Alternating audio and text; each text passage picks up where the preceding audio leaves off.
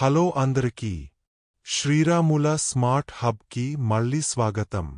ఈరోజు మన speed maths సెషన్లో 5తో ముగిసే ఏ సంఖ్య అయినా స్క్వేర్ ఎలా సెకన్లలో కనుక్కోవాలో నేర్చుకుందాం.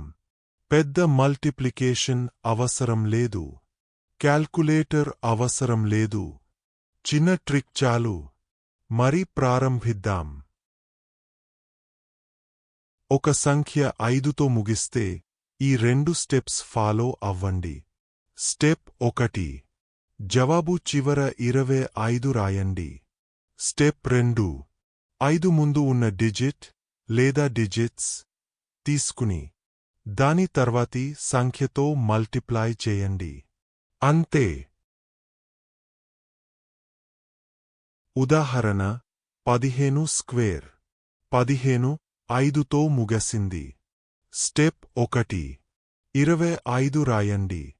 స్టెప్ 2, 1 తీసుకోండి. 1, 2, 2. ఫైనల్ జవాబు 225.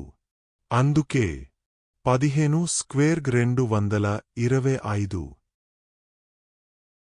ఉదాహరణ 25 స్క్వేర్.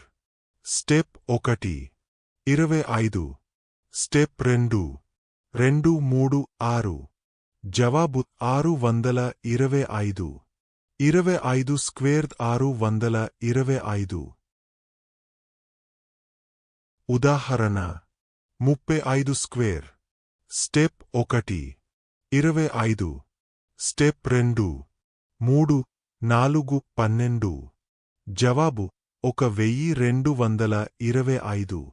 35 స్క్వేర్ 1225. ఉదాహరణ 85 స్క్వేర్.